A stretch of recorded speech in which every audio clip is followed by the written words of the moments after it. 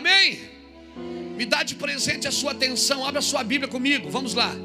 Irmão, nesse momento eu preciso que você me dê toda a sua atenção de presente. Caminhe o menos possível.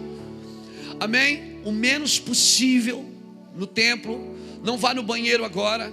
Segura a onda aí. Amém? Segura. Ah, mas eu tenho diabetes. Vai que Jesus te cura agora.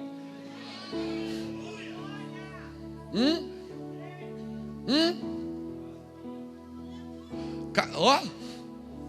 Então caminhe o menos que você puder. Me dá de presente sua atenção. Olha aqui para mim. Nós estamos aqui. A maioria daqui é pastor e é líder. Quem aqui é pastor e líder de alguma coisa? Levanta a mão. Olha aí. A maioria aqui é pastor e líder. Você está numa casa de governo. Amém? Deus não nos junta só para assistir um homem pregar. Amém?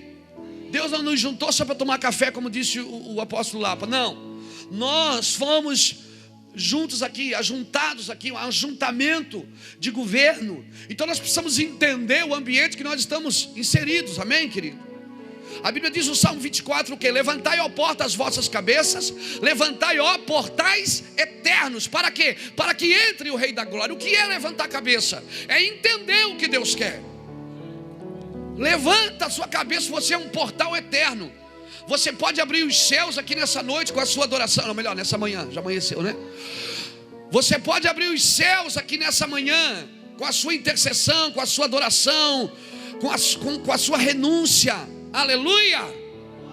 Então nós não temos prazer de vir aqui, irmão, só liberar uma palavra de informação sobre a sua vida. Você anota algumas coisas e amanhã você leva para o seu púlpito lá na sua igreja e diz assim, ó, eu estava ontem no Mevão, o pastor Luiz falou isso. Não, você não tem que multiplicar o que eu falei, você tem que multiplicar o que você entendeu. Aleluia!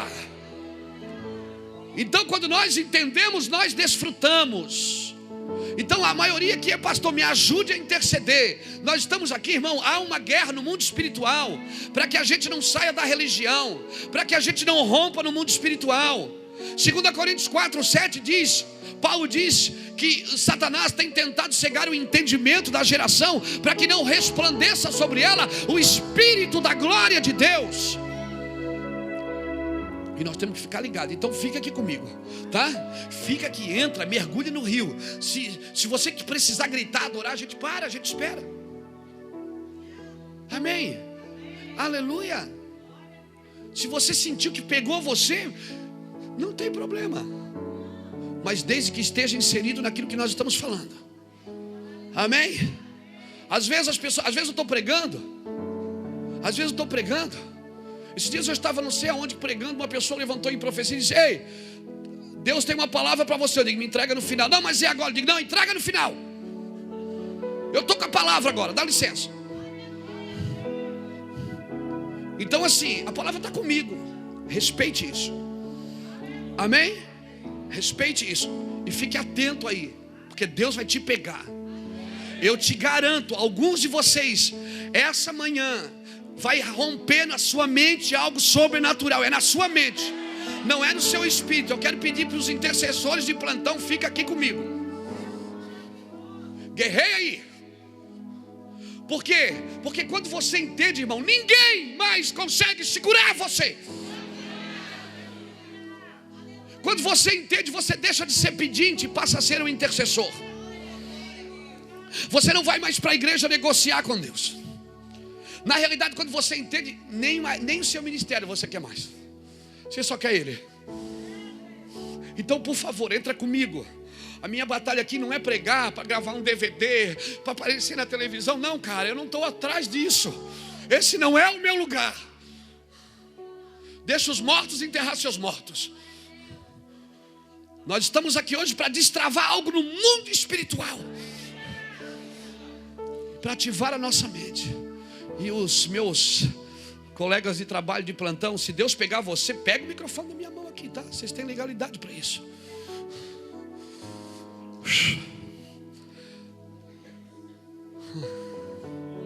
João capítulo 17.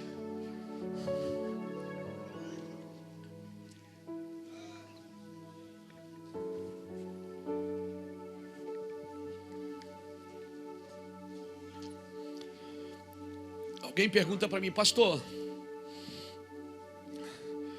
Expressa para mim num parágrafo qual é a visão do Ministério Mevan. Então eu vou expressar para você em um parágrafo a visão do Ministério Mevan. É viver o reino de Deus. Aqui ninguém consegue fluir sozinho. Todo mundo que tenta fazer alguma coisa sozinho, que cresce na vida sozinho, é porque fez alguma coisa errada no caminho. Todas as pessoas que vêm às vezes para perto de nós, irmãos, ela quer fluir no ministério só ela não consegue. Porque nós somos muita equipe aqui. Aqui um chora pelo outro, a gente compartilha dinheiro. Tens dinheiro? Não, agora tu tens, pega. Compartilha carro, um anda com o carro do outro. Amém? Um cobre o filho do outro. Um dá dinheiro para o outro fazer o aniversário do filho. Um investe no filho do outro. Conversamos coisas, nós não saímos daqui para ir receber, não. Você tem que construir na sua casa um lugar, um ambiente, irmão. Aleluia. Se as pessoas que dividem o altar com você, dividem as primeiras cadeiras da igreja, se essas pessoas, querido, não é delas que você recebe, então, querido, essa não é a sua equipe. Se você tem que sair da sua igreja para receber, é porque você ainda não construiu um lugar, naquele lugar que você está. Eu acredito no avivamento nativo, que tem o cheiro de você, o seu cheiro, que tem o cheiro, a sua linguagem. Se você precisar trazer alguém, algum artista para encher a sua igreja, cara, me perdoa. Entrega essa igreja para alguém que você não é mais um pastor.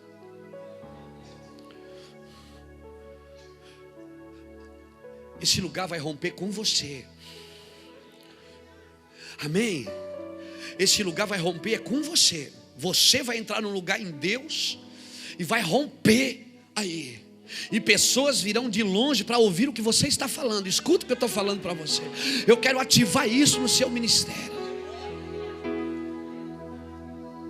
Pastores da cidade vão começar a procurar você para andar perto, andar junto. Por causa do teu coração, não é por causa do tamanho do teu ministério. Aleluia. Recebe isso no seu espírito, querido. João capítulo 17, vamos entrar na palavra. E seja o que Deus quiser. Tendo dito estas coisas, Jesus levantou os olhos ao céu e disse: Pai, é chegado a hora. Glorifica teu filho, para que também o teu filho te glorifique a ti.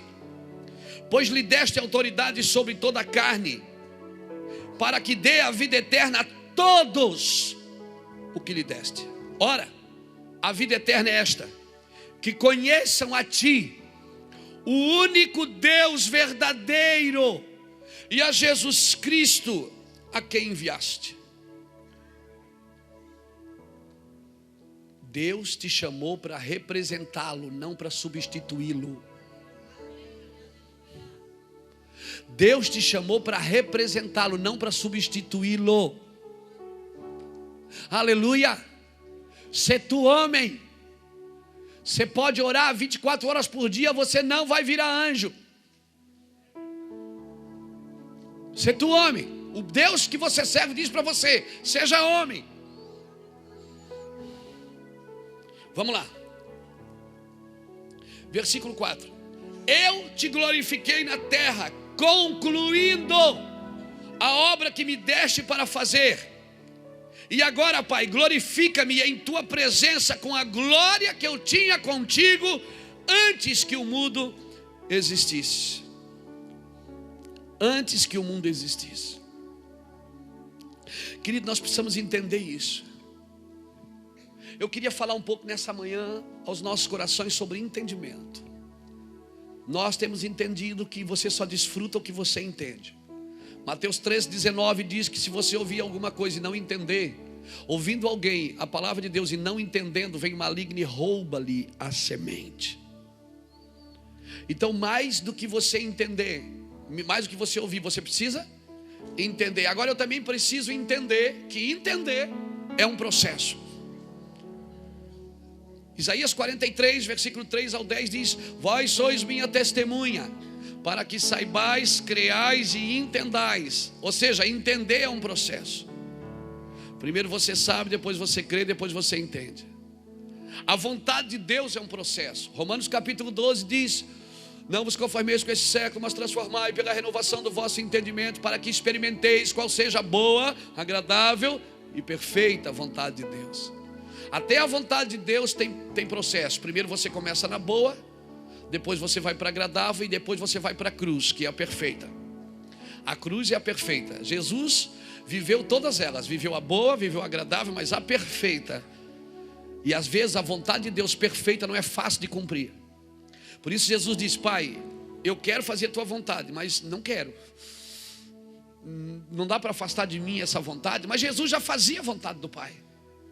Mas Jesus disse: Pai, mas seja feita a tua vontade, porque ainda tinha uma vontade maior do que essa que ele estava vivendo. A perfeita vontade que leva você para a cruz. Aleluia. Aleluia. Então o evangelho sem cruz não vive o perfeito evangelho. O evangelho de oba-oba, de coisas ungidas, de coisa que não leva você para a cruz, não é o perfeito evangelho. Coisas na sua vida vão acontecer só depois da cruz. E tem coisas na sua vida que, se você não passar pela cruz, você vai ver os outros receberem e você não. Então, por favor, saia da boa e entre na perfeita. Às vezes você está com o ministério, tem a igreja, tem o ministério, às vezes tem rádio na cidade, tem televisão, está tudo bem. Mas você não vive a perfeita vontade de Deus e você anda frustrado. Tem tudo para ser feliz, tem um grande ministério, as pessoas querem tirar foto com você no final do culto, mas você não é feliz, porque você não vive a perfeita vontade de Deus.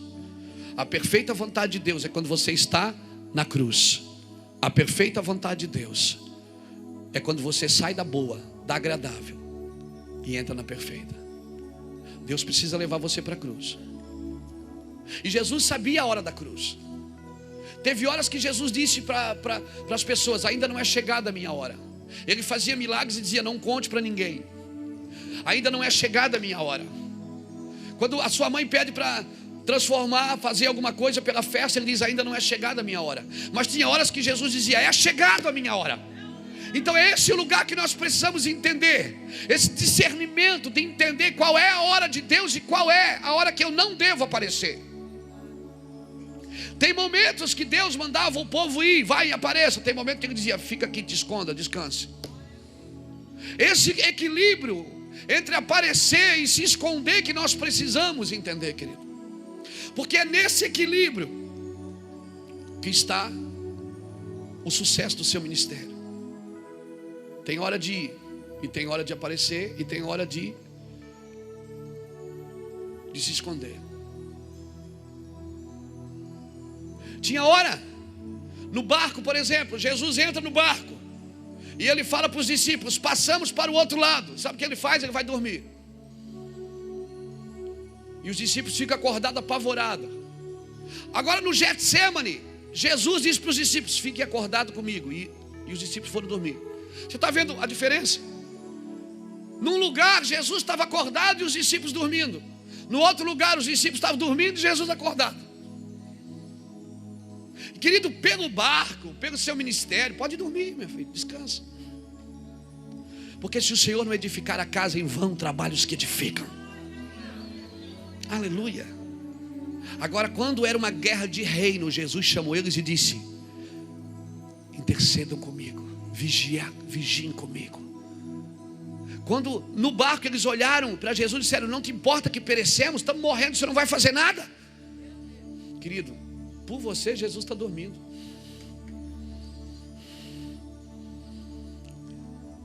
O reino está acordado pelo reino. Jesus não está preocupado com a sua felicidade pessoal. As igrejas estão cheias de gente egoístas, que só buscam os seus interesses pessoais. Elas estão acordadas por elas, mas pelo reino elas estão dormindo. Então domingo à noite nós abrimos as portas pelas pessoas. O que você precisa? Deus vai te dar vitória. E o seu problema qual é? Põe aqui seu pedido, Deus vai te dar vitória. Então domingo à noite nós trabalhamos para as pessoas. E na segunda, na terça, na quarta, que nós deveríamos trabalhar pelo reino, nós vamos dormir. Eu não estou dizendo que servir pessoas está errado. Eu estou dizendo que não pode haver um desequilíbrio. O reino de Deus não trabalha por necessidade, ele trabalha por propósito. Então, mais do que descobrir a sua necessidade, eu quero descobrir o que Deus tem para você, para te ajudar a cumprir o seu propósito. Então os discípulos ficaram acordados e foram incomodar Jesus e disseram: não te importa que perecemos? Ou seja, nós estamos tendo um problema aqui, o Senhor não vai nos ajudar? Jesus já tinha liberado uma palavra, passamos para o outro lado. E quando Jesus libera a palavra, querido, você tem que andar nela. Aleluia! Agora no Getsemane, Jesus também liberou uma palavra. Ele disse: fiquem acordados comigo, vigiem comigo, não durmam. E por 3 vezes Jesus foi lá, eles estavam dormindo. Até uma hora que Jesus, em Mateus 27, 41, 42, ele olha para Pedro e diz: Pedro, nem uma hora tu pudeste vigiar comigo. E é interessante que tem 3 dormindo e ele só briga com Pedro. Pedro, Tiago e João estavam dormindo, mas é só o Pedro que apanha. Se aconteceu isso com você, todo mundo faz um monte de coisa, e só eu que sofro. Sabe por que ele brigou com Pedro? Porque foi para Pedro que ele disse: eu te dou a chave do reino, e o que tu ligares na terra será ligado no céu. Pedro estava dormindo com a chave no bolso. A promessa não estava sobre Tiago. A promessa não estava sobre João. E é tão interessante que a expressão do céu é a expressão da terra. Pedro, Tiago e João era a expressão de Pai, Filho e Espírito Santo. Porque o Pai começou a obra, João termina ela em Apocalipse. Ou melhor, o Espírito Santo termina ela em Apocalipse. E Jesus morre pela causa. E a mesma expressão de Pedro, Tiago e João. Pedro começa a igreja, João termina em Apocalipse, e Tiago morre por ela. Tudo que acontece no céu tem uma expressão na terra. Ele não brigou com Tiago. Não era hora de morrer ainda, Tiago. Ele não brigou com João. Não era hora de João ainda. Tanto é que quando ele chamou Pedro para o ministério, Pedro disse: Senhor, e esse cara aqui, o que é que eu faço? E ele, o que vai ser dele? Pedro não se conformava, porque João era o cara mais próximo de Jesus. E Jesus queria começar com Pedro. Por que Jesus quis começar com Pedro? Porque Pedro teve uma revelação. Quando perguntaram: quem é o Cristo? O que as pessoas dizem que eu sou? Um diz que o Senhor é Elias, outro diz que o Senhor é o capeta, outro diz que o Senhor é o diabo, outro diz que o Senhor é um dos profetas. E Pedro disse: eu sei, o Senhor é o Cristo, o Filho do Deus vivo. E na hora que você descobre quem Ele é, você também descobre quem você é. Ele diz: e você é Simão, filho de João, mas agora seu nome é Pedro. A revelação, ela revela a identidade. Quando você tem uma revelação, você tem a identidade do céu. Não importa o que você era. Você era maconheiro, mas agora você é apóstolo. Aleluia.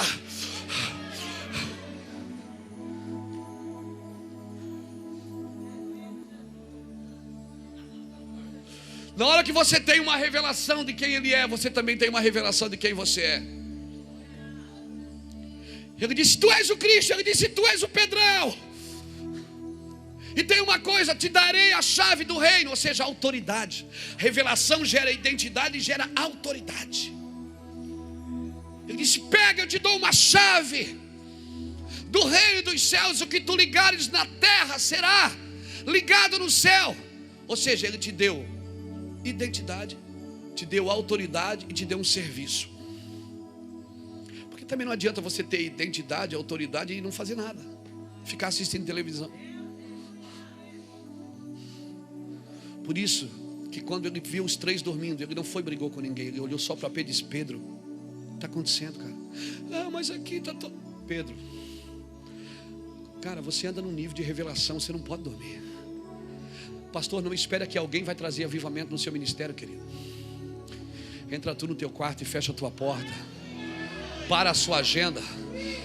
Deus tem falado nos últimos anos para mim: eu não tenho uma agenda para você, eu tenho uma missão. Se você trocar a sua missão pela agenda, trocar a sua agenda pela missão, eu vou te dar uma missão. E hoje, irmãos, eu só vou aonde Deus me manda, como uma missão. Pai, te glorifiquei na terra. Jesus é o meu modelo de glorificar a Deus. Você não pode ter mais coisas do que entendimento. Olhe, você não adianta você ter muita coisa, ter um ministério lindo, grande, se você não tem entendimento de lidar com isso. Eu sei que você vive uma boa vontade de Deus, uma agradável vontade de Deus, mas às vezes você não está na perfeita vontade de Deus. Eu sei que você tem um bom coração, querido, você quer fazer a coisa certa. Às vezes a maioria de nós não erra por maldade, erra por imaturidade.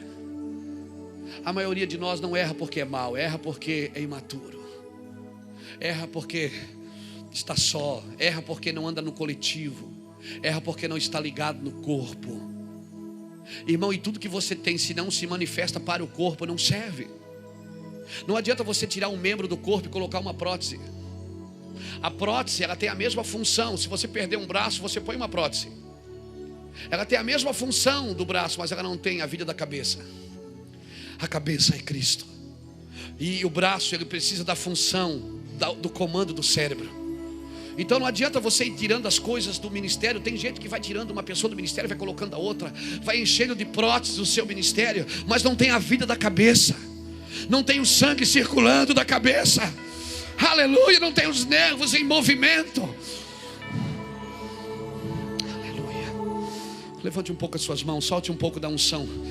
Diga assim, diga, Senhor, abençoa o Luiz Hermínio. Diga, abençoa esse homem, abençoa, dá mais unção para ele, dá mais revelação para ele. Isso, eu preciso dela. Isso, para que o rio corra.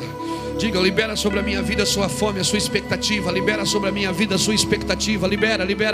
Eu preciso da sua expectativa. Deus se move aonde tem expectativa sobre ele.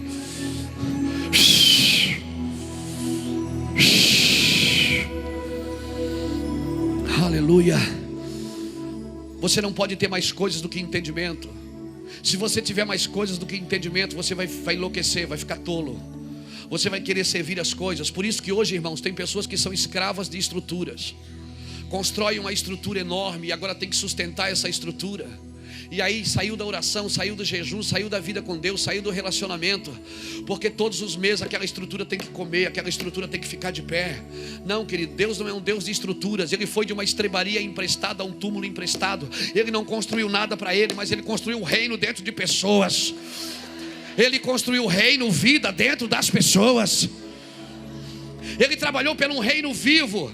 Ele trabalhou pelo um organismo vivo. Essa semana Deus nos deu uma palavra em Isaías 54, quando Ele diz: firme bem as estacas. Firme bem as estacas. Nesse tempo, escute o que eu vou falar. Eu não vou dizer se eu sou profeta, eu sei quem eu sou. Nesse tempo, Deus está olhando para as estacas.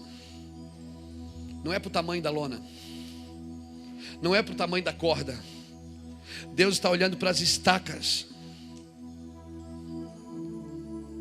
Esse é o tempo, queridos pastores, que nós precisamos sair um pouco da tenda e dar uma olhada nas estacas, ver se elas estão bem firmes.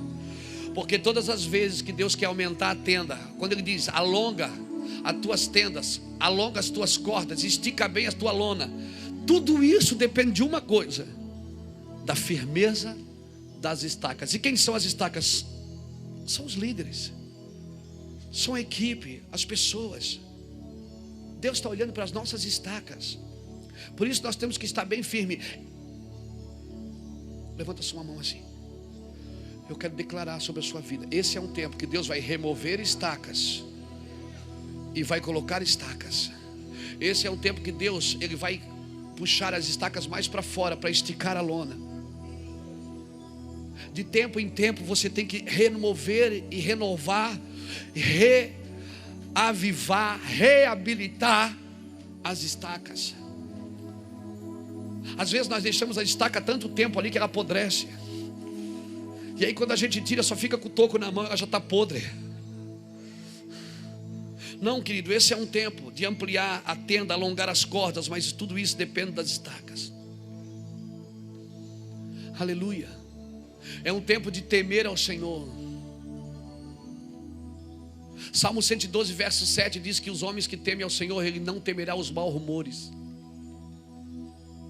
Se você está firme, você não vai temer os maus rumores. Você olha para o lado, está tudo caindo ao seu redor, meu irmão. É tanta coisa acontecendo, leis sendo liberadas pelo nosso governo, coisas extraordinárias acontecendo, e você fica assustado. Porque a igreja, irmão, tudo isso foi profetizado, queridos. Você tem que firmar bem as estacas. Aleluia. Porque vai ter, se tiver algumas tendas erguidas, essas pessoas vão correr para essas tendas. Então, se prepare. Se prepare. Pai, eu te glorifiquei, concluindo a obra que me deste para fazer. Concluindo. Quando é que eu glorifico a Deus? Quando eu concluo. Diga para a pessoa que está do seu lado: terminar bem é melhor do que começar bem.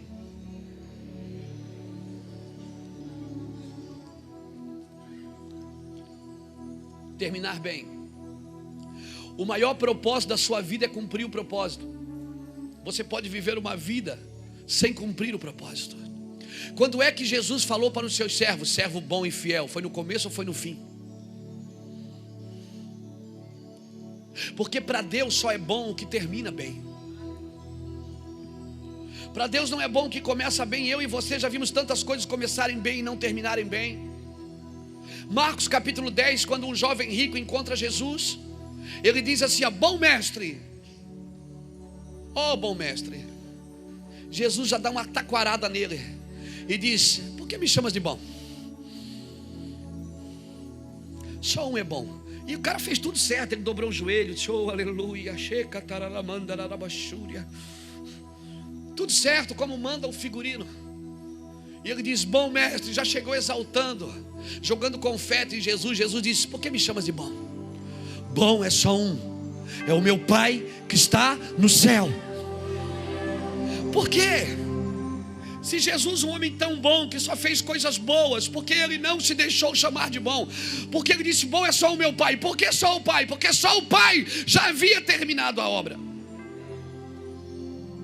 Cada dia da criação, vem comigo nesse espírito.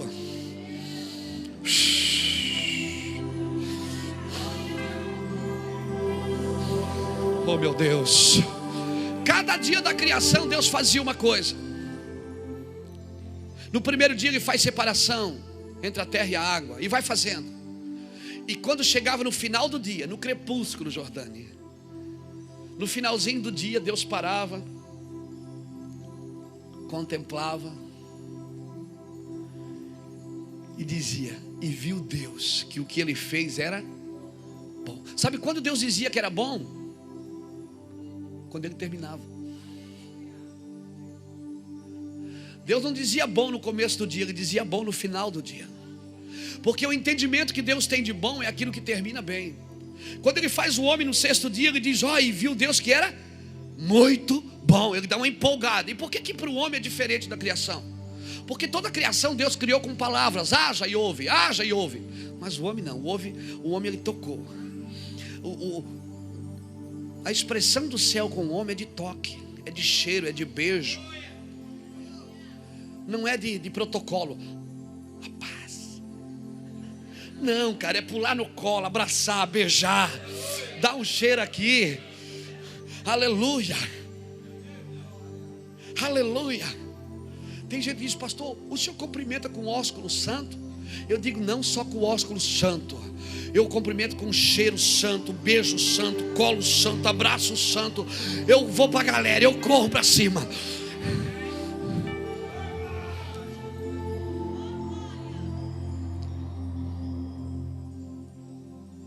Satanás roubou algumas coisas da igreja. A religião roubou algumas coisas da igreja. A religião maquiou por fora, mas ela não curou por dentro. Ela maquiou por fora e deixou nós tão parecidos com santidade que nós não entendemos mais o princípio de santidade. Então nós achamos que santidade é meio metro de cabelo a mais ou meio metro de pano a mais. E às vezes o pano e o cabelo vem acompanhado com a língua também, que enrola no pescoço. E nós perdemos a noção no caminho do que é realmente santidade, do que é você abraçar uma irmã em Cristo e saber que ela não é sua esposa, que ela é esposa de alguém. Aleluia. E quando a sua carne se excita, você diz: cala-te, alma, aquieta-te, carne. Quem governa aqui é o Espírito.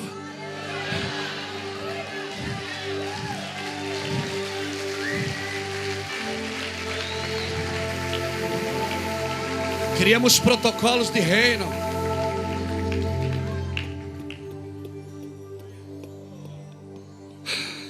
Criamos protocolos de reino que não tem lugar mais para os meninos de brinco sentar na frente. Olha o cabelo dele, que lindinho. Cara, meu sonho era ter um cabelo deles. Nós criamos tantos protocolos, a igreja ficou tão sóbria, tão controlada, que nós temos horário para comer, horário para adorar a Deus. Temos até horário da música lenta e da música agitada. Temos o horário de vender a caneca. E por isso que eu gosto quando ele faz isso. Eu gosto porque se nós dissemos que o culto é dele, tem que ser dele, cara. Se domingo, teve uma época que Deus disse para mim: você não faz culto para mim, você faz culto para pessoas. Eu disse: não, eu faço para ti. Ele disse: então por que você espera elas chegarem primeiro para começar a reunião? Eu digo: lá. Por que dá o horário de começar e se tem pouca gente você não começa? Sabe por quê? Porque você faz para elas, não é para mim. Cara, então nós temos o culto do milagre, o culto do azeite, o culto da libertação, o culto da prosperidade. Aí então cai uma pessoa endemoniada no domingo, a gente diz para os obreiros da água com açúcar, porque aquele dia não é o dia do demônio, é o dia da família. Então algum obreiro dá uma água com açúcar, uma Neusaldina, e diz: acalma ela, porque ela não pode estragar, nós estamos filmando para a televisão. Não, cara, estraga tudo que você puder. Aleluia, aleluia, aleluia, aleluia. Eu vou dizer uma coisa para você, escuta, porque ele está me falando isso aqui agora. Quando ele desceu lá no Sinai, houve bagunça santa, o céu tremeu, os montes fumegaram, a terra pegou fogo, aleluia, relâmpagos, e quem tem medo sai de perto, mas quem gosta corre para cima. Quem gosta vem para cima. Meu Deus, o que é isso? É loucura. Meu Deus, não, corre para cima porque é Ele.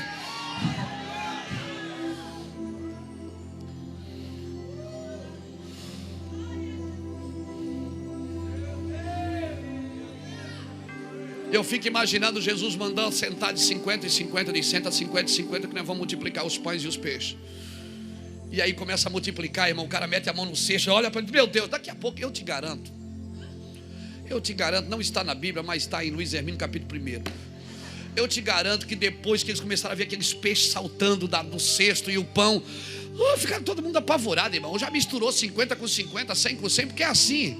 Quando você sabe que você está vivendo um avivamento, quando não é você mais que manda na igreja, ei, glória! Quando é que eu vivo avivamento? Quando não sou eu mais que mando.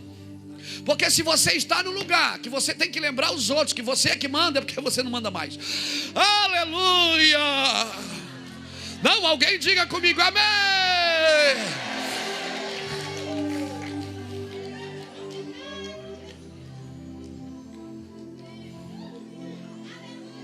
E vocês jovens não diz assim: fala a Deus, porque um dia vocês vão ser pastor, vocês vão ver o que é bom também. E eu profetizo que vai ter um monte de jovem na frente incomodando vocês também, quando vocês forem pastor, e dizendo: é verdade, é. Hoje você é pedra, mas um dia você vai ser vidraça também. Recebe aí no seu espírito.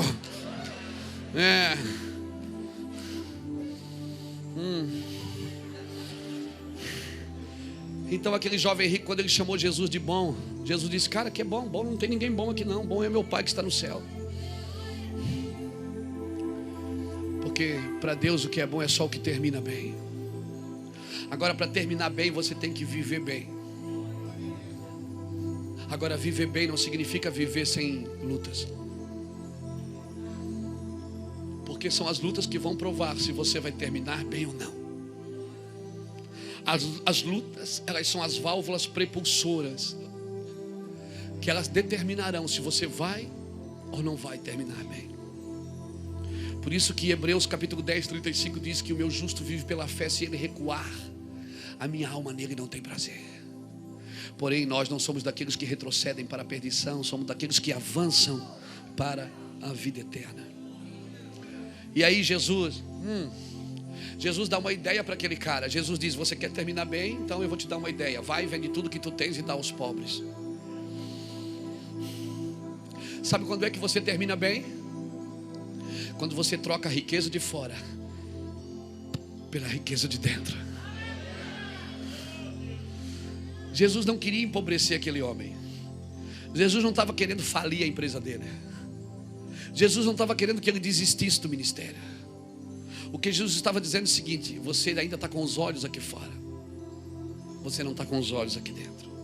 E o meu Jesus, o seu Jesus, diz no mesmo livro de Marcos, melhor, em Lucas capítulo 17, versículo 20, ele diz: muitos dirão, o reino dos céus está ali, está aqui. Não acreditem. O reino dos céus não vem com aparência visível. O reino dos céus está dentro de vós. Então eu não me encanto com muita exibição, não, irmãos. Eu não me encanto com muito entretenimento, porque o reino dos céus não é isso. O reino dos céus não é comida nem bebida, mas é justiça, paz.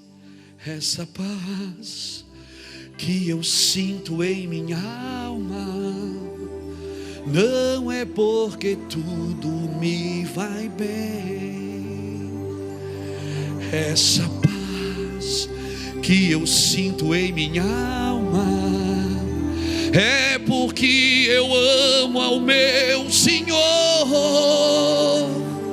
Não olhe as circunstâncias, não, não, não.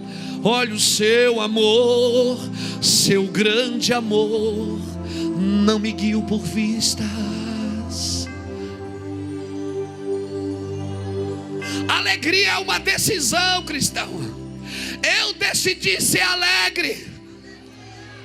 Paulo, dentro da cadeia, decidiu ser alegre. Por isso ele dizia: nem a altura, nem a profundidade, nem o que há, nem o que há de vir, nada pode me separar do amor de Deus que está em Cristo Jesus. Nada.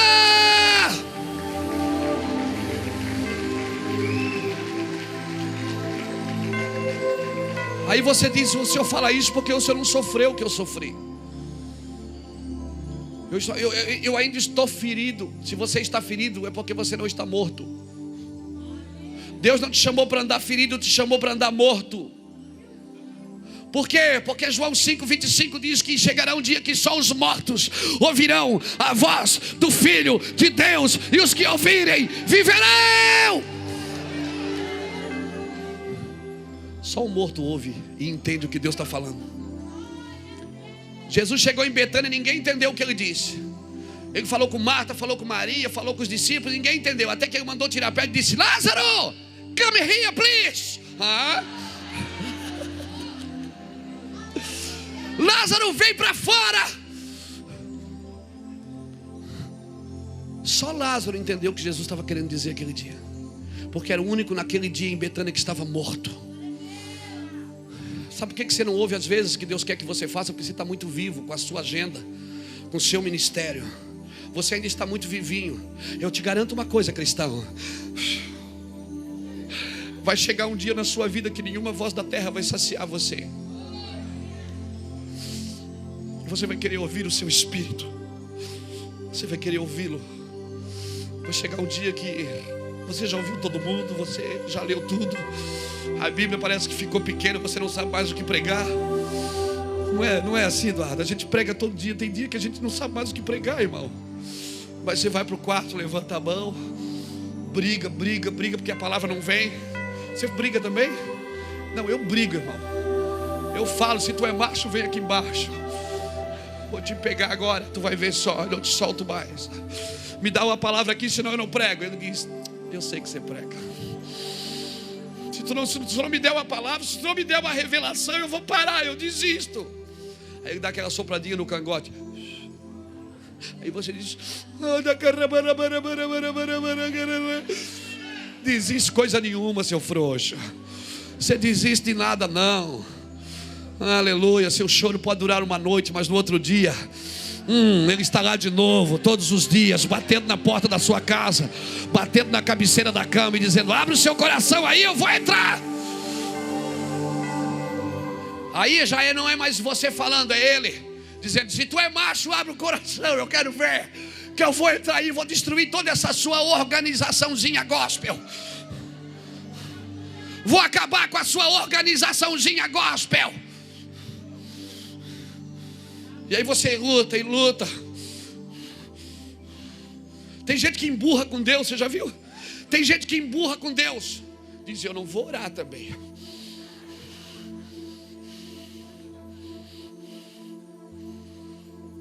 Bom é Ele que já terminou a sua obra. Por isso que eu não desisto de você. Por isso que eu não desisto de ninguém. Porque para mim ninguém é bom e ninguém é ruim até que termine. Eu não desisto do viciado, do traficante, do assassino, da prostituta, do homossexual. Eu não desisto do pastor que caiu em adultério. Eu não desisto do pastor que roubou. Eu não desisto daquele que mentiu, que enganou. Eu não desisto de ninguém. Às vezes as pessoas dizem: como é que o Luiz Hermínio consegue andar com aquele cara? Eu vou dizer por que eu consigo andar com ele. Porque eu não desisto. Ninguém é bom e ninguém é ruim até que termine a obra de Deus. Não é você que julga quem é bom.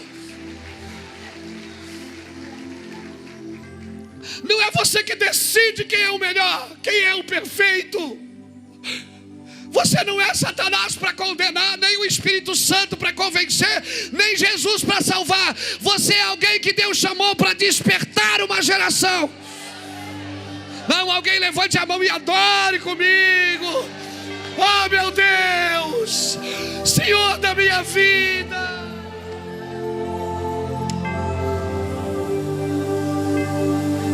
Oh meu Senhor. Ai meu Deus.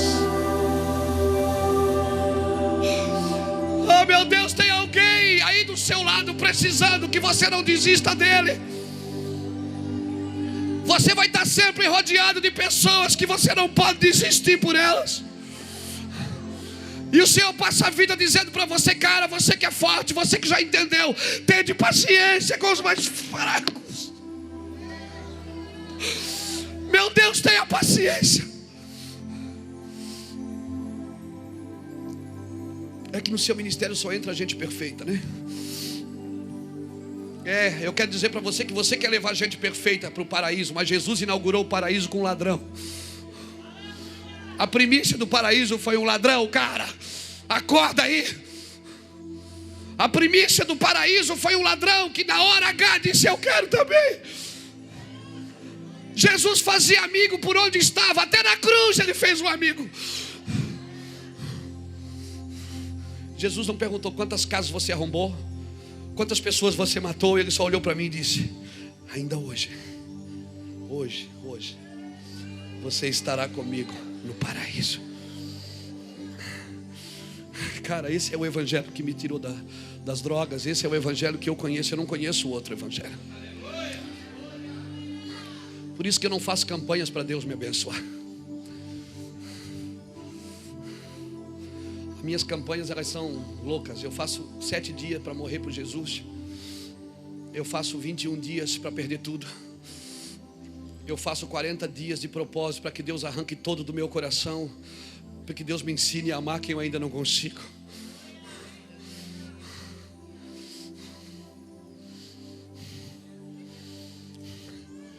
Eu não faço campanha para ganhar um carro. No final do ano eu não faço a minha campanha, meu propósito de vida.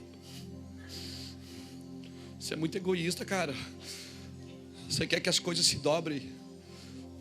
Deus tem 15 dias para me abençoar, eu já falei. Ele está 30 anos tentando mudar seu coração e não consegue. E você quer resolver em 15 dias. Alguém levante a mão e adore o Senhor comigo.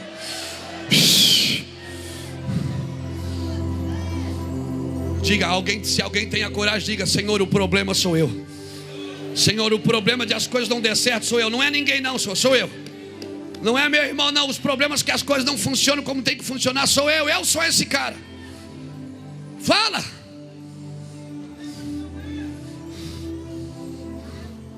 Senhor, eu não sou o Roberto Carlos, mas esse cara sou eu. Fala para Deus: Senhor, esse cara sou eu. Esse cara que o Senhor tem passado luta sou eu. Esse cara que tem atrapalhado, atrasado a tua obra sou eu.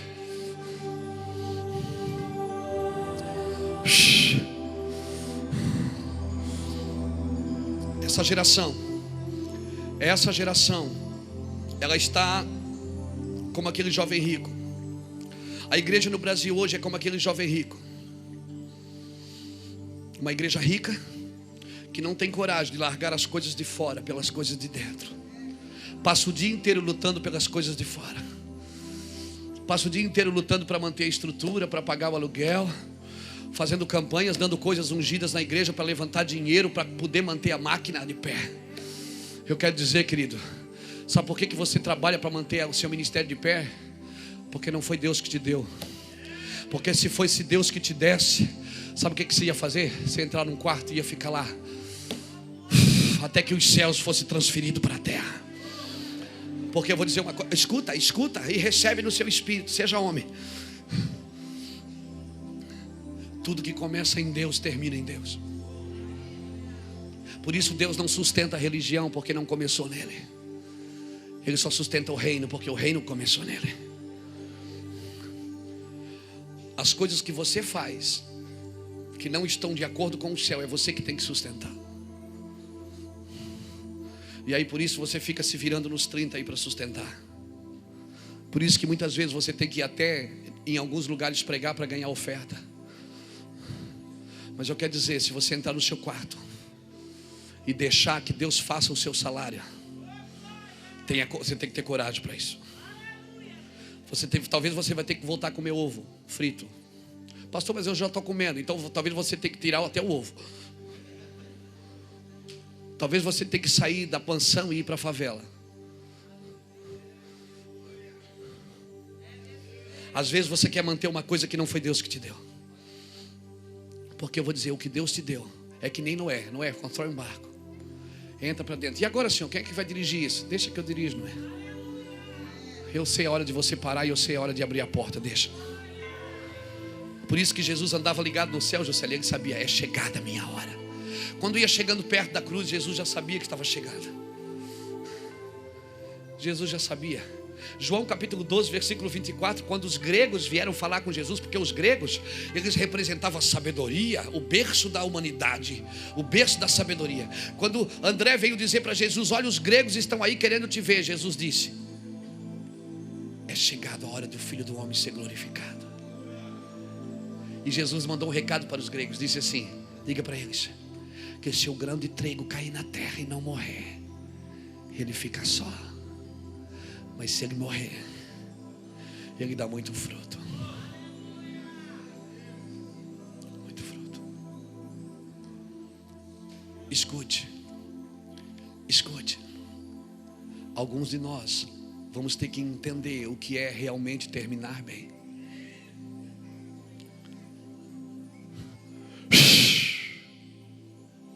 O que é terminar bem? E aí quando Jesus fala isso para os discípulos, para o jovem rico, os discípulos pulam. Aí Pedro, que era o mais impetuoso, Pedro pula e diz: e nós, Senhor, que largamos tudo para te servir? E nós que largamos tudo, Senhor, para te servir. Nós que deixamos tudo para te servir. Aí Jesus disse assim: vocês que deixaram tudo, pai, mãe, esposa, filhos, dinheiro, campos, receberão 100 vezes mais, ainda nesta vida e na vida que há de vir. Você não deixou tudo por nada, você deixou tudo por tudo. Só que o Senhor bota uma bagagem que ele diz: vocês receberão 100 vezes mais com perseguição. Está lá na Bíblia, depois você lê.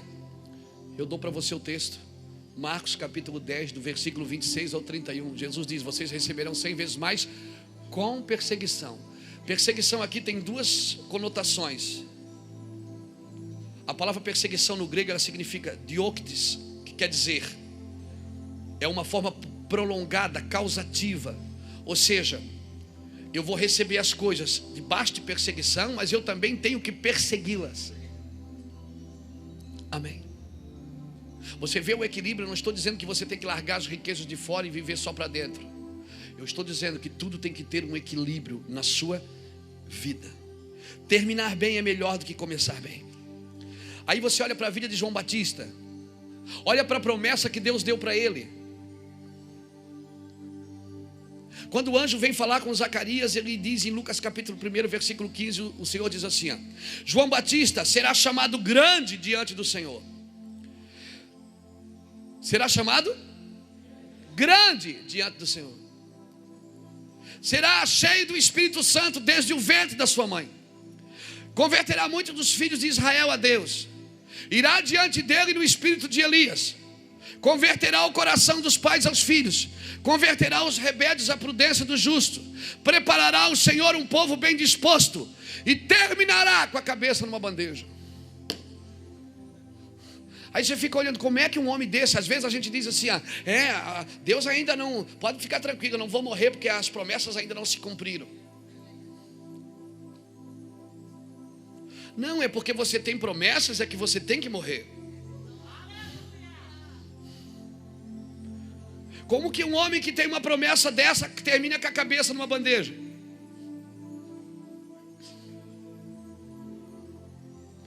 A ideia é o seguinte, é que a vida de João não terminou ali.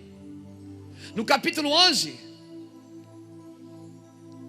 Jesus começa a pregar sobre João. João vira o esboço da mensagem de Jesus. Jesus diz assim, dos nascidos de mulher, João Batista é o... E qual era a profecia dele? Ele será chamado grande diante do Senhor. E Jesus levou mais adiante, não é só grande, ele é o maior. O problema é que nós queremos terminar bem, mas com a cabeça inteira. Nós queremos terminar bem e vivo. Não, você tem que terminar bem morto. Diga para a pessoa que está do seu lado, não ande ferido, ande morto. Não ande ferido, ande morto. Diga para ele, não ande ferido, ande morto. Aleluia. Outra coisa que eu preciso entender, o que Jesus entendia, é chegado a minha hora. Tem uma hora certa de gerar a coisa certa, querido. Tudo que nasce antes do tempo é Ismael, não é Isaac. E vai chegar um dia que você vai ter que liberar Ismael, porque foi gerado antes do tempo. Deus não te chamou para andar no Cronos. Deus te chamou para andar no Kairos, no tempo de Deus. No tempo de Deus, a perseguição não dói mais. No tempo de Deus, a calúnia não te fere. No tempo de Deus, a falta de dinheiro não te oprime. No tempo de Deus, você não tem a mentalidade de um sofredor. No tempo de Deus, você tem a mentalidade de um rei. Porque se eu ando no tempo de Deus, eu reino. Romanos capítulo 5, 17, a Bíblia diz que Ele me chamou para reinar nesta vida. Hebreus capítulo 4, versículo 12, versículo 13, diz que a palavra do Senhor, toda a palavra de Deus é inspirada, é proveitosa, separa a alma do espírito, ela se cumpre.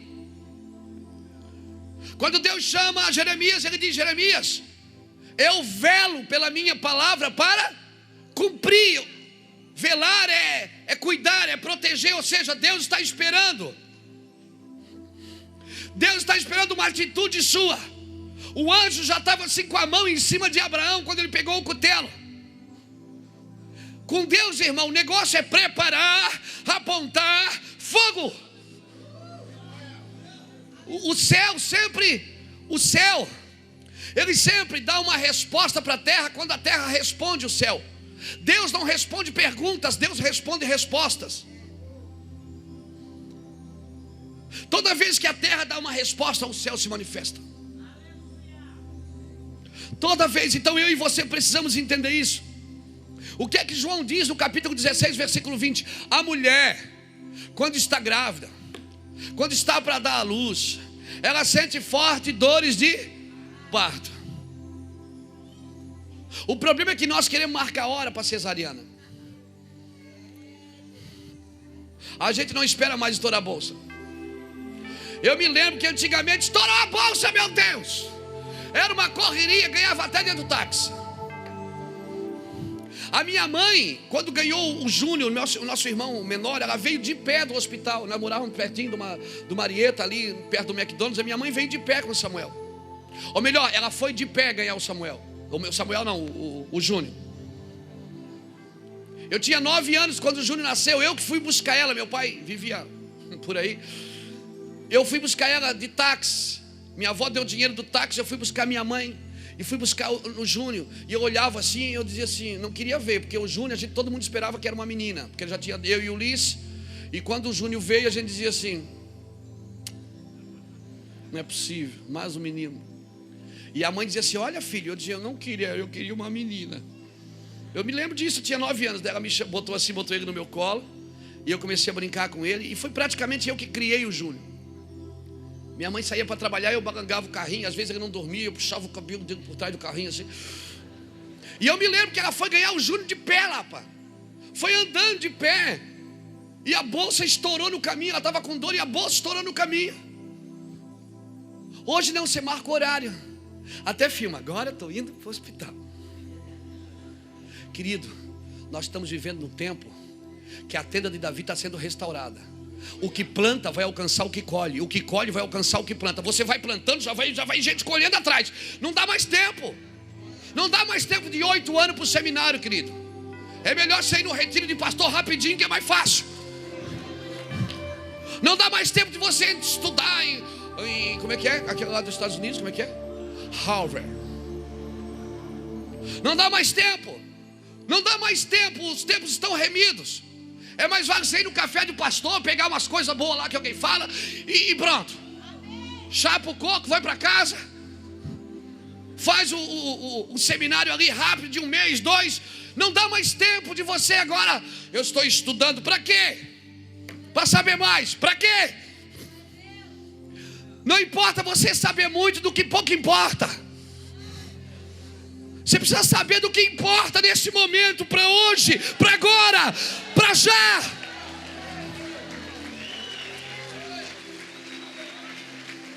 Sabe o que Jesus disse para Nicodemos? Nicodemos, você que é o doutor da lei, não sabe essas coisas, cara. Ele disse, como eu volto para o ventre da minha mãe? Não, seu cabeção. Você tem que voltar para Deus que te gerou. Jesus perdeu a cabeça com Nicodemos. Nicodemos fazia pergunta, Senhor, como que eu nasço de novo? Eu volto para o ventre da minha mãe. Se isso é pergunta que um teólogo faça.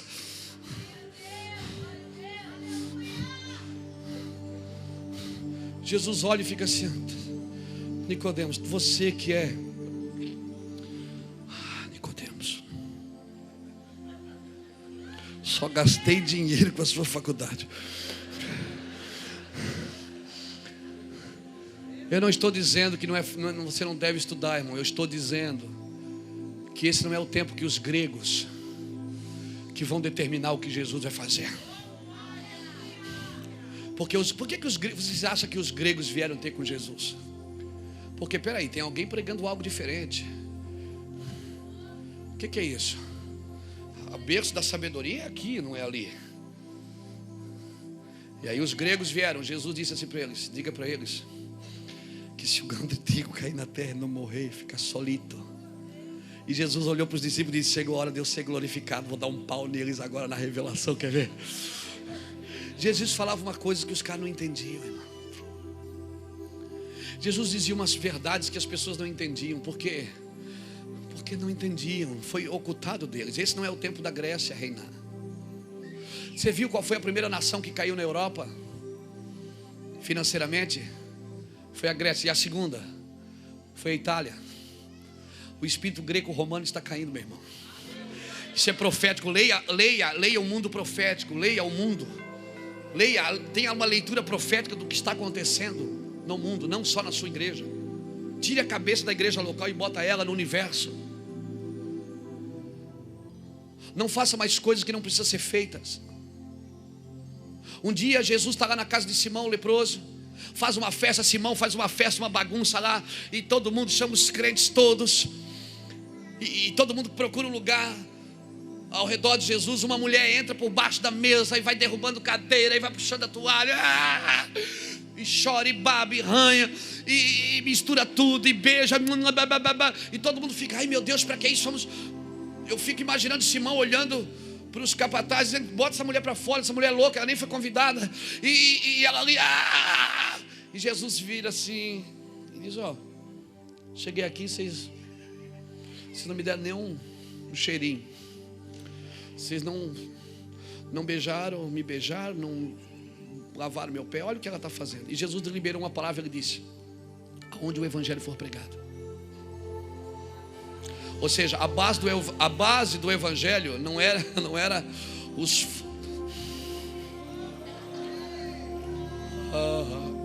A base do evangelho não era a formalidade da mesa, era a extravagância debaixo da mesa. A base do evangelho não era a formalidade, o protocolo de quem estava na mesa, mas a extravagância, o rompimento de quem entrou por baixo da mesa. E Jesus falou uma coisa, disse assim, essa mulher está fazendo o quê? Me ungindo para a sepultura. Ela está me ungindo para a sepultura. Ela teve uma revelação aqui. Aí Jesus morre, vai para o túmulo. Aí aparecem as mulheres lá no túmulo. Tem um anjo na porta. E as mulheres, o anjo pergunta, o que vocês querem aqui? Ele disse, nós viemos ungir Jesus.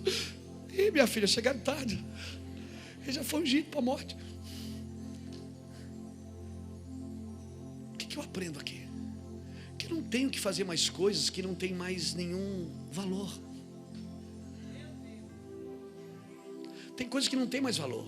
Eu sei que Deus é o mesmo ontem, hoje e eternamente. Mas tem coisas que a gente aprendeu a fazer que a gente não tem que fazer mais. Tem gente brigando na internet, dízimo é de Deus ou é do diabo? É do velho ou do novo? Aí perguntam para mim, eles perguntam, pastor, o que é que o senhor acha do dízimo? Eu acho uma benção. O senhor é dizimista? Eu digo não.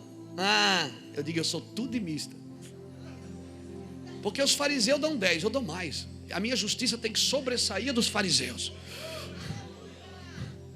Mas eu não é da velha aliança. Eu digo, interessa, eu não dou por lei, eu não dou por regra, eu dou por relacionamento.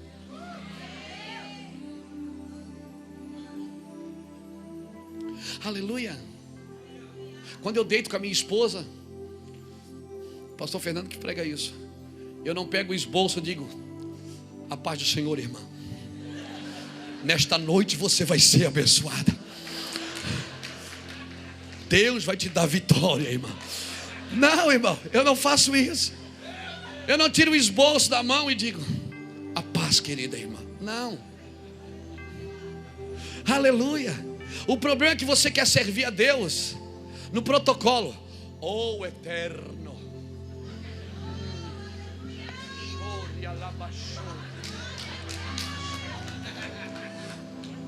você tem um protocolo para adorar a Deus. Eu não. Eu chapo. Eu bebo todas. Eu digo, bota mais uma aí que é por conta dele. E aí diz assim, o Luiz Hermínio é um herege. Claro que eu sou um herege. É porque você aprendeu a servir a Deus numa sala de aula. Você nunca deu uma chapadinha, nunca deu um cheirinho na meia, você nunca deu um gole com ele, você nunca dividiu um copo de vinho novo com ele, você nunca saiu no braço com ele. Eu quero ver se você me segura mesmo, eu quero ver. Você nunca brincou de lutinha com ele. Você está trabalhando no seu ministério. Querido, Jesus era tão lindo, era tão santo, tão puro, tão sensível com Deus.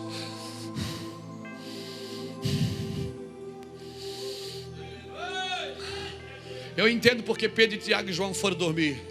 Porque a forma que Jesus falava com Deus não era a forma que eles tinham aprendido. A forma que Jesus dizia, pai, seguinte, pai, estou de boa. Seguinte, estamos juntos na parada. Mas pai, Veja bem, a galera está revoltada. Então, Pedro, Tiago e João ficam pensando: não é assim que se fala com Deus. Chamar de pai, que pai? É eterno, é soberano. Oh, rocochorro. Não, aí aparece Jesus, que não tinha nenhum templo para reclinar sua cabeça. Aparece Jesus com uma tribo de mal acabado com ele. Aí você vai ver a equipe de Jesus: ex-dançarino de pagode, ex-mentiroso, ex-enganador, ex-viciado, ex-homossexual. Aí você fica olhando para a turma de Jesus e você diz: está amarrado, eu não vou entrar nessa igreja não. Está amarrado. Mas eu vou dizer, quando ele morre na cruz, sabe o que acontece? Sabe o que acontece quando ele morre na cruz? A Bíblia diz que muitos túmulos de santos que dormiam. Eu vou dizer, se você quer abrir túmulos de santos que ainda estão dormindo, você precisa ir para a cruz. Tem muitos santos na igreja dormindo, Juscelia. Você não vai acordar uma geração com evento. Você não vai acordar uma geração com movimento, com entretenimento. Você vai acordar uma geração. Acha!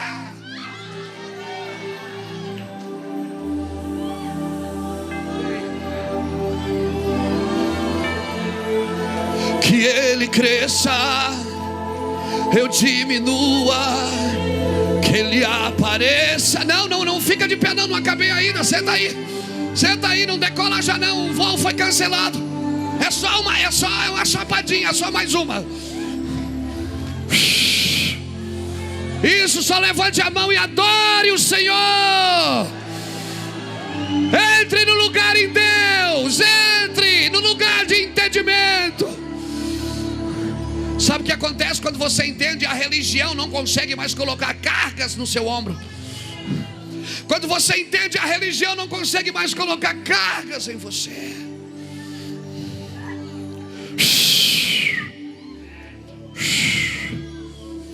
A mulher, quando está para dar à luz, ela sente fortes dores de partos, porque o corpo deforma, irmão, o pé incha.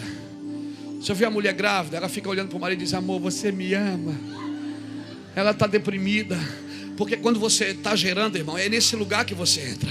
Você fica deprimido, a impressão que você está sozinho. Ninguém sente o que você sente, porque ninguém está carregando o que você está carregando. As pessoas querem entender o que tem aí dentro. É menino, é menina, vai nascer dos olhos azuis. Só você sabe, você sente, você conversa. Oh meu Deus, oh meu Deus, é loucura. E todo mundo fica dando palpite.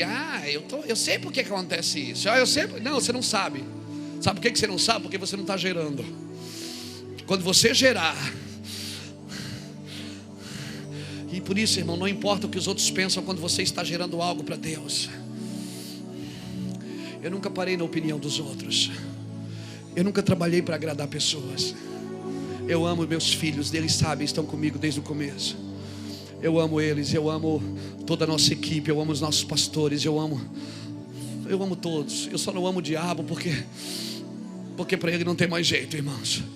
Mas se tem uma qualidade do diabo que eu admiro, é a perseverança. Eu nunca vi ninguém tão perseverante como ele. E eu vou dizer uma coisa para você: entre num lugar em Deus, um lugar inabalável, um lugar que ninguém pode tirar as suas convicções, porque o reino de Deus não é feito de oportunidades, é feito de convicções.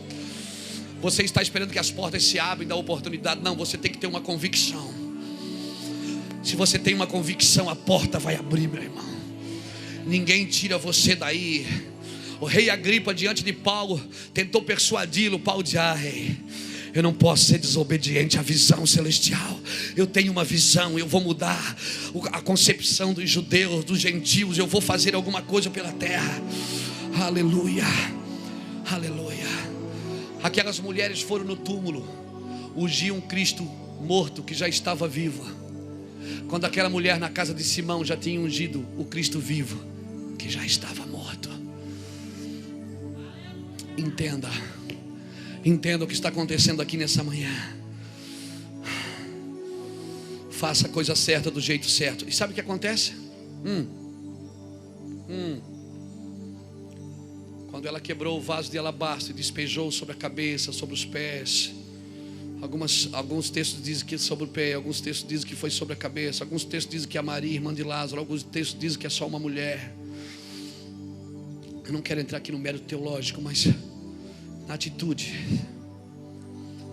Quando ela quebrou o vaso de alabastro e derramou o nardo puro, sabe o que é que alguém gritou que estava perto? Judas. Judas, que estava lidando com coisas materiais. E é muito perigoso quando você lidar só com coisas materiais, porque toda adoração soa para você como desperdício.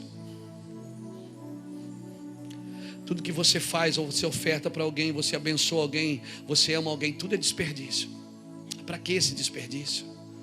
Mas quando você faz coisa certa, na hora certa, do jeito certo, pode soar como desperdício, mas você sabe, nas suas convicções, o que você está fazendo. Você sabe aonde você está entrando em Deus. Aleluia. Para terminar. Para terminar. Abra sua Bíblia comigo no livro de 1 Samuel.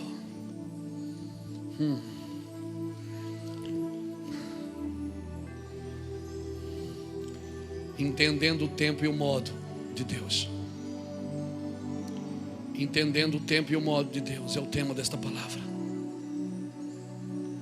Entendendo o tempo e o modo de Deus. Oh meu Deus, nos dá graça.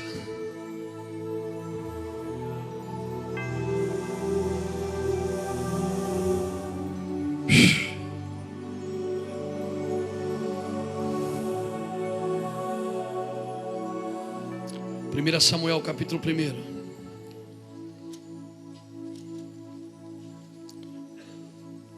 Versículo 12, diz assim: demorando-se ela em orar perante o Senhor, Eli prestou atenção à sua boca.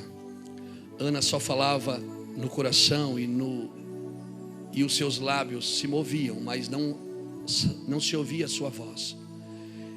E Eli a teve por embriagada. E lhe disse: até quando estarás embriagada? Aparta de ti o teu vinho.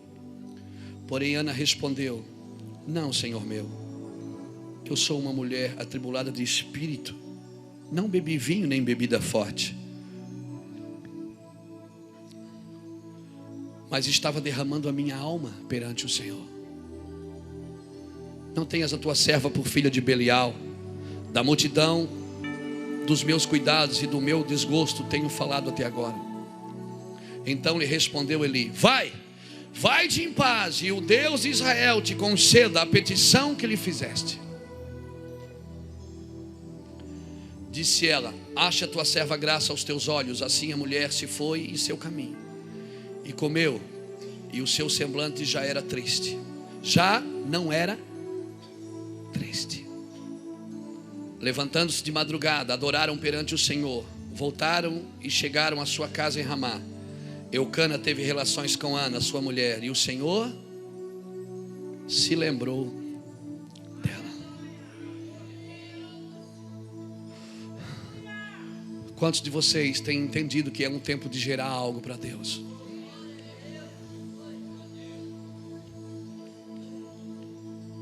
Primeiro passo para gerar algo para Deus: Ana chorou diante do altar. Se você não estiver disposto, disponível e desesperado por aquilo que você está gerando, isso é só uma animaçãozinha, é só uma empolgaçãozinha, não é um avivamento. Avivamento vai tirar teu sono. Avivamento vai tirar tua fome. Avivamento vai tirar você do centro e vai colocar Deus.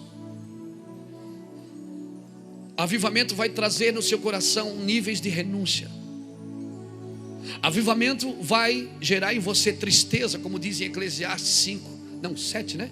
7. Melhor é estar na casa de luto do que na casa de festa. Melhor é a tristeza do que a alegria. Como que é melhor, meu Deus? Melhor é o fim das coisas, diz no verso 8. Melhor é o fim das coisas do que o começo delas. se você não está desesperado, disposto e disponível,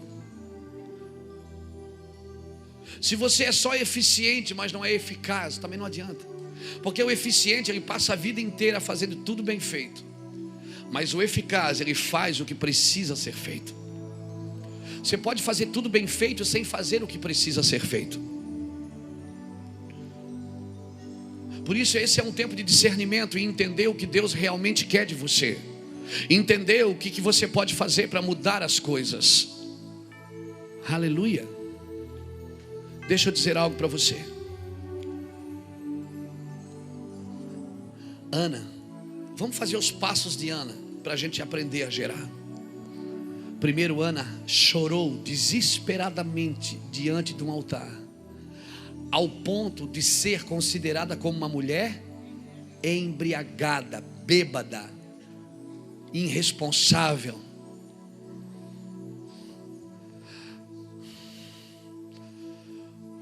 O problema é que nós queremos ser confundidos com artistas, não com bêbados.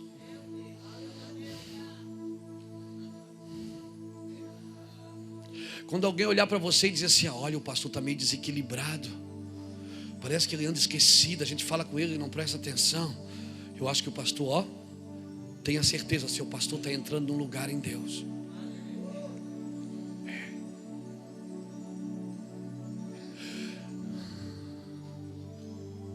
Deus vai tornar essa geração embriagada da sua glória. Escreve aí. Primeiro passo, se você deseja um avivamento, é chorar desesperadamente por ele. Se você não tem, se você não tem fome de um avivamento, irmãos, eu não falo isso com prazer, não. Eu falo isso às vezes até com dor. Às vezes eu estou com a minha esposa, às vezes a gente está no shopping almoçando, está passeando, porque eu sou pai, eu sou marido, e a gente precisa disso. Não é pecado ser homem. Amém? Aleluia. Não é pecado ser homem. Mas às vezes a gente está lá, ela fica me olhando, ela diz: amor, você não está aqui, né? Aí eu não sei o que dizer, porque eu não posso mentir. Eu digo: não, vamos fazer o que agora?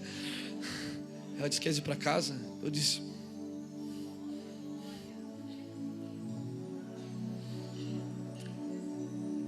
às vezes, irmão, você está tão desesperado por uma coisa. Não é que os seus filhos perderam o valor, sua esposa perdeu o valor, a sua equipe perdeu o valor, mas às vezes você quer algumas coisas que não estão mais na terra. Você quer entrar em alguns lugares que a terra não pode te dar. E se isso acontecer com você, busque um equilíbrio, por favor. Você vai precisar. Seu filho de 7 anos, ele não quer saber se você é o pastor e vai ter que pregar domingo. Ele quer jogar bola, ele quer soltar pipa. E sabe que uma coisa, Deus, enquanto você está jogando bola, Deus te dá mensagem. Você está soltando pipa, Deus diz assim: ó, você começa a pipa na minha mão. A sua rabiola ainda é pequena, meu filho, por isso você fica bicando para todo lado. Eu sei que se eu te der linha, você vai voar. Mas quando chega de noite, eu tenho que te recolher, senão o sereno te molha e você cai.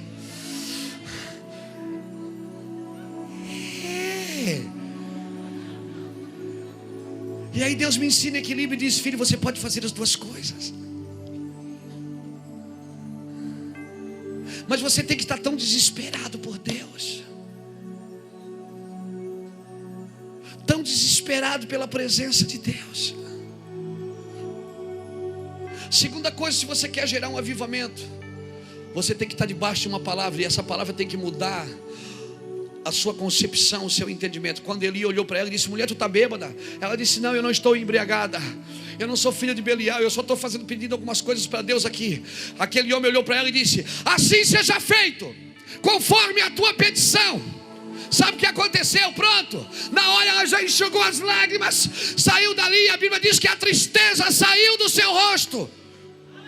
Se uma palavra não muda você, você tem que estar pulando de galho em galho. Sabe por que você pula de galho em galho? Porque você não entrou, a palavra ainda não entrou. Quando entra, pronto, enxuga a lágrima, cara.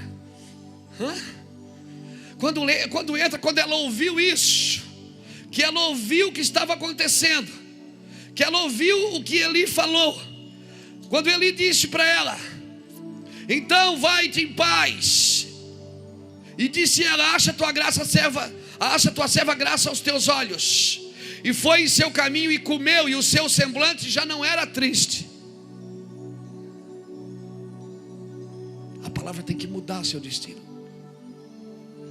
Você tem que estar debaixo de uma palavra de governo. Vai. Paternidade é isso.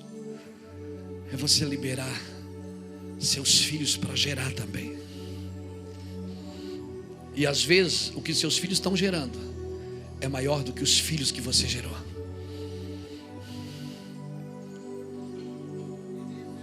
Como aconteceu com Samuel, foi maior do que Ofni e Finéias. Não tenha medo disso,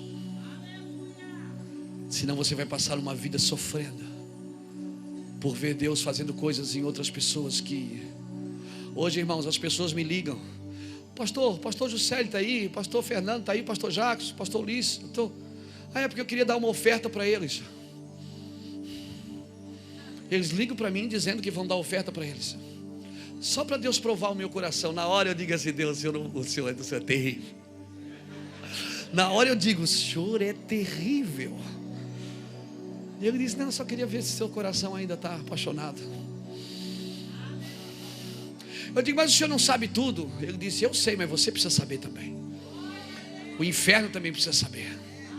Quando eu pedi para Abraão matar o menino, não é porque eu precisava de uma prova de amor. Eu já sei que Abraão me amava, mas eu queria que todo o céu visse, e todo o inferno visse, e toda a terra visse. Porque para Abraão ele tinha que ser imputado por justiça. Sabe o que Deus disse depois que Abraão foi matar o menino? Deus disse: agora ouviu, Satanás, não toca mais nele. Quando Deus pede prova de amor, não é porque Deus precisa, é porque Deus está carente. Não, Deus só quer que você veja até onde você tem coragem de ir com Ele. E aí às vezes as pessoas me ligam: pastor, fulano de tal está aí, eu queria dar uma oferta. Esse dia me ligaram para dar uma oferta para o Salés da cantina. O cara chegou aqui antes de ontem, já sentou na janela, meu, e já está tomando as nossas ofertas.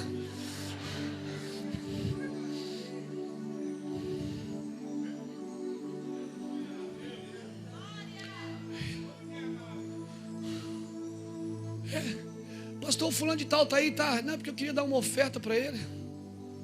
Eu digo: amém, querido, que bênção. Pode, né, pastor?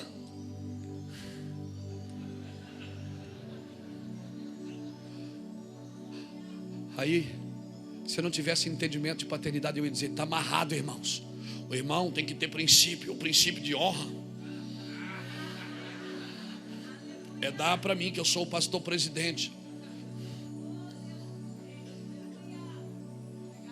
Medo. Pastor, e se eles ficar maior do que você? Então eu cumpri o propósito.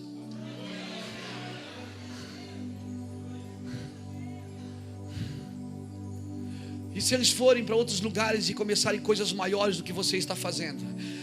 Então eu cumpri um propósito.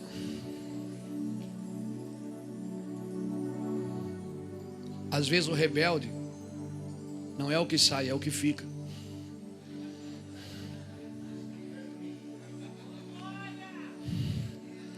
Davi saiu, Saul ficou.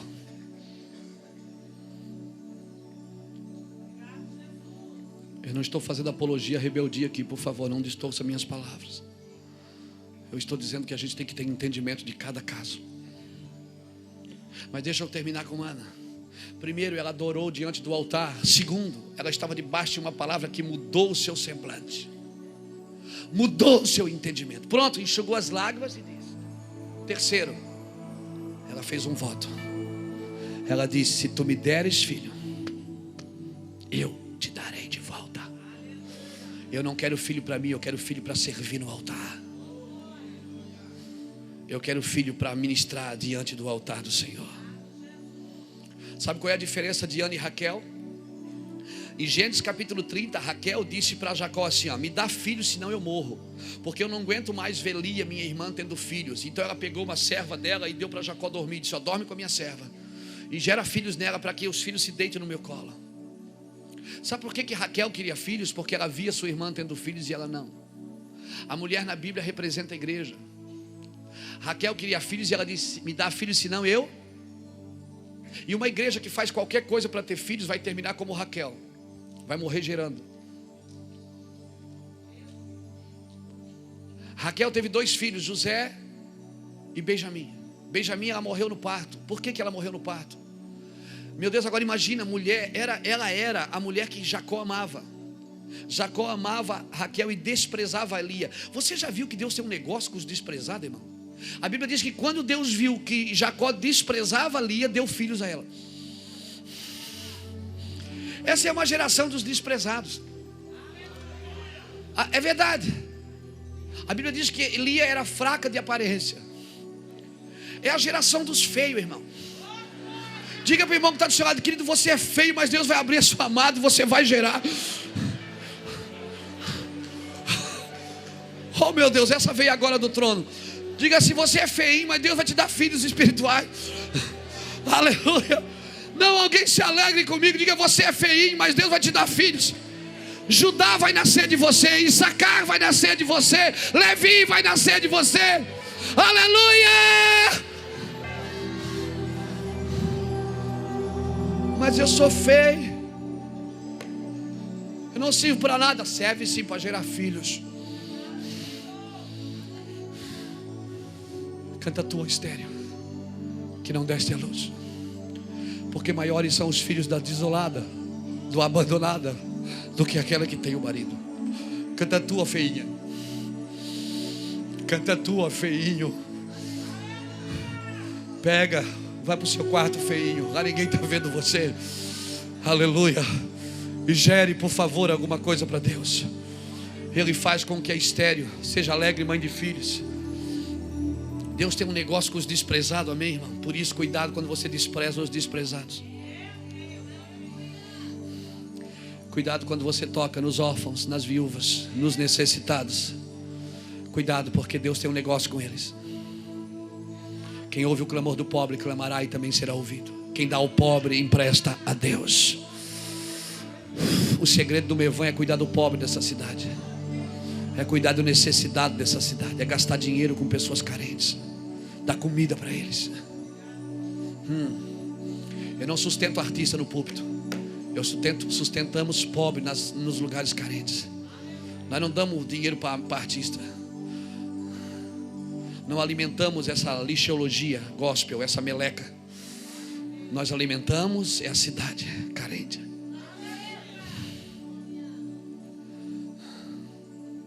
Um dia esse povo vai ter que acertar as contas com Deus. Onde está o dinheiro dos CDs?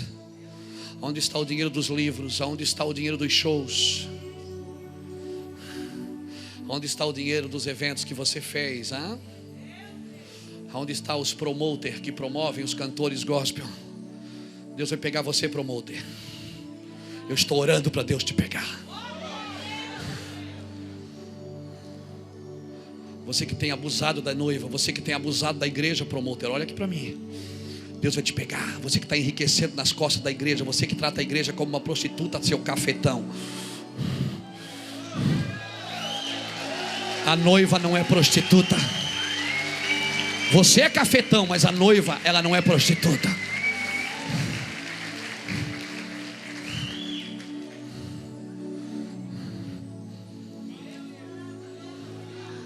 Não leve pessoas, por favor, não leve pessoas na sua igreja que cobra para cantar e pregar. Quem cobra por uma noite de intimidade é a prostituta, não é a noiva. Pastor Iraci é minha noiva, é minha esposa, dorme comigo de graça. Às vezes não é tão de graça assim, mas às vezes tem um mimo, um carinho, sempre tem, não tem, pastor? A gente sempre tem um mimo, um carinho, um amor trouxe para você, fica sempre mais fácil as coisas. Mas não tem preço. Quanto é que você cobra por 2 horas? Quanto é que você cobra por 20 músicas? Quanto custa 20 músicas sua, seu ladrão? Você é ladrão. Você é ladrão da noiva, você é cafetão. Só que a noiva não é prostituta. Ela tem um noivo e ele vai buscar ela, viu? Te cuida, porque ele vai vir buscar ela, seu cafetão. Ele vai vir buscar ela. E você está pego, nego.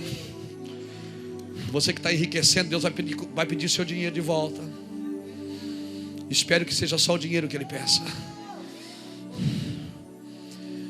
Vamos voltar aqui, porque eu já fico... isso me pega, irmão. O meu espírito profético vem para fora. Escute. Vamos cantar uma musiquinha para dar uma alegradinha um pouco. Ficou muito triste. Esse lugar ficou muito triste agora, pastor.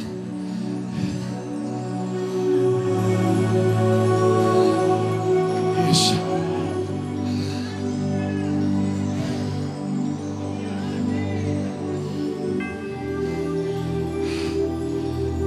Eu sei que é pesado ouvir isso, mas alguém tem que falar, irmãos.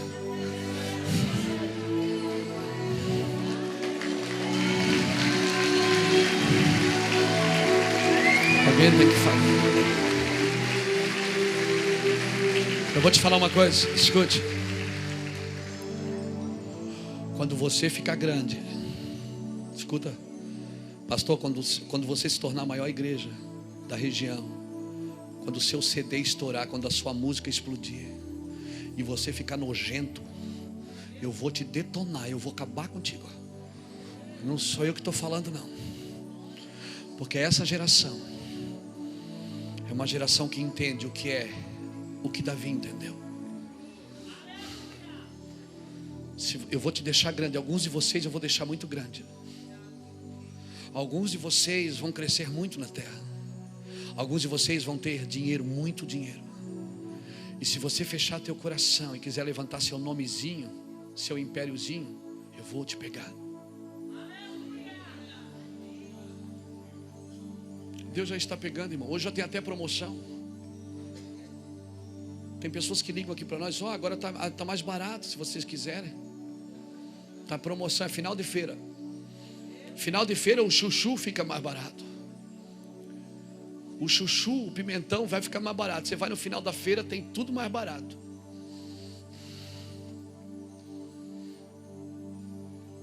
Por isso não importa como você começa, importa como você termina. O que você está gerando é para o corpo? Ou é só para som livre? O que você está gerando é para o corpo ou é só para a Sony? O que você está gerando é para o corpo? Serve para a igreja? Alimenta os filhos de Deus? Transforma-os? Ou só levanta o seu nomezinho?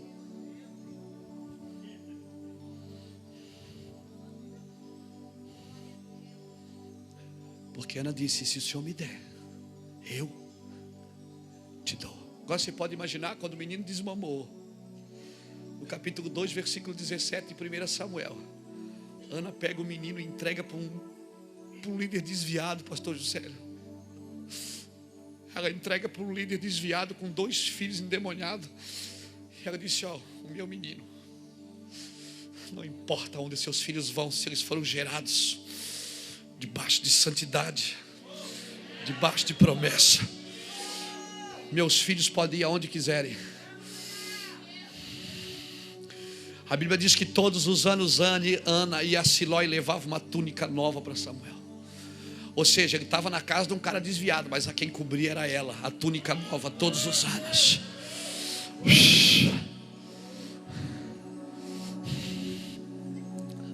Quando você entende algumas coisas, você entende por que eu vivo assim? Desesperado, aloprado.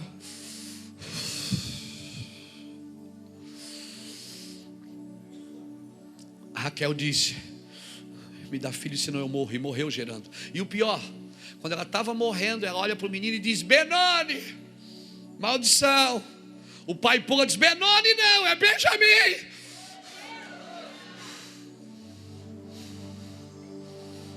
Porque tem pessoas que geram, irmão, e eles estão morrendo enquanto geram e ainda querem matar os filhos, querem amaldiçoar os filhos. Não, querida, é Benjamim. Você morreu, mas ele não. Ele está vivo. Então, por favor, pastores, voltem para a sua igreja e meçam algumas coisas que vocês e eu precisamos restaurar. Então, primeiro, se você quer gerar um avivamento, se desespere por ele. Por favor, se desespere. Isso vai roubar tudo, seu prazer. Isso vai roubar tantas coisas. Vai roubar não, vai arrancar de você. Segundo, ande debaixo de uma promessa, de uma palavra.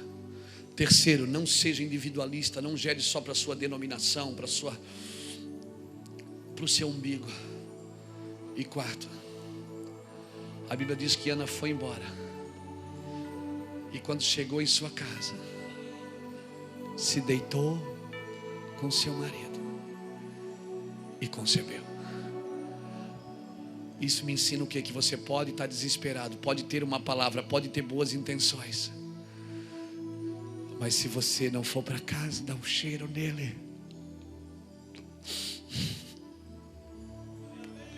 Se você não for para casa, deixar ele colocar vida em você,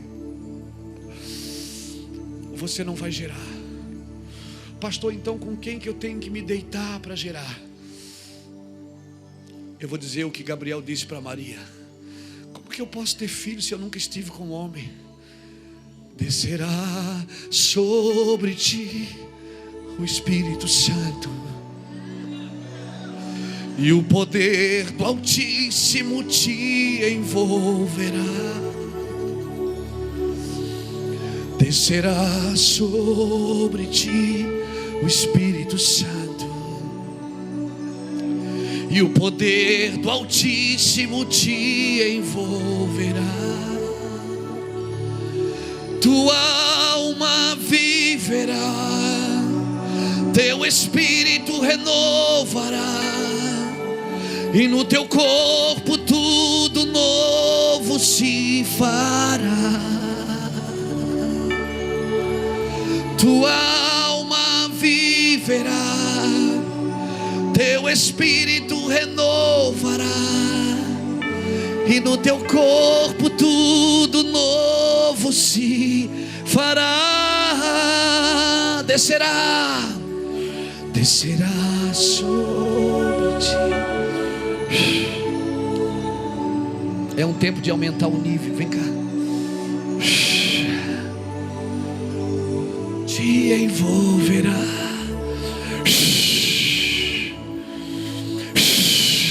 Sobre ti, Espírito Santo. É um tempo de aumentar o nível. Receba fogo. Descerá sobre ti o Espírito Santo. Você vai gerar pelo Espírito, não é por homem nenhum.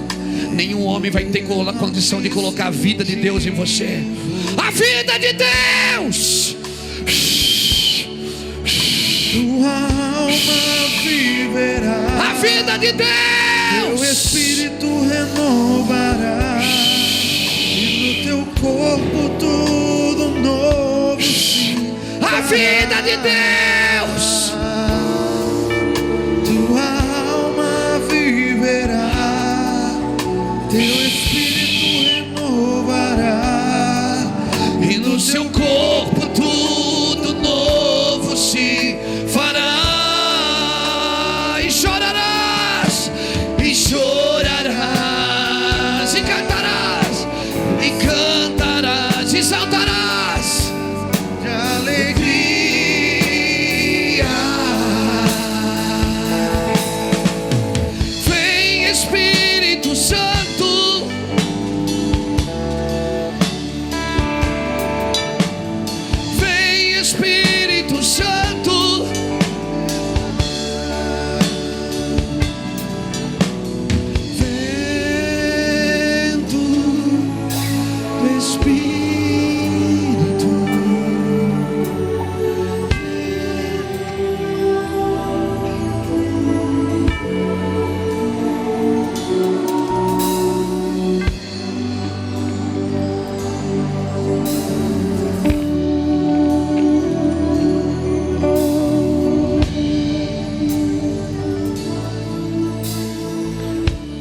Eu quero orar com você agora.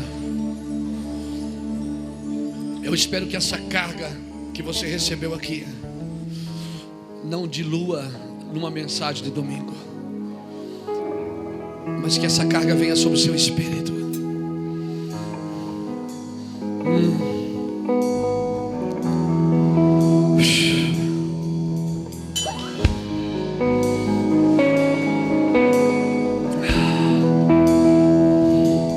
Você que sabe se você tem que vir aqui à frente ou não.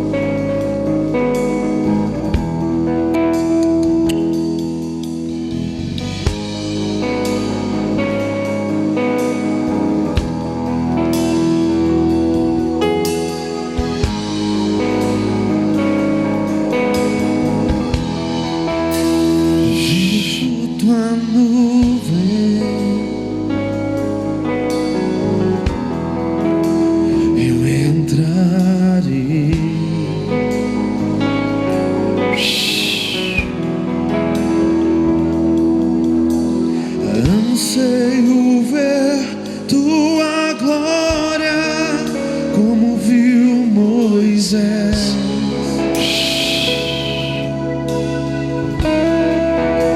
Relances e luz, sons e tons, mas não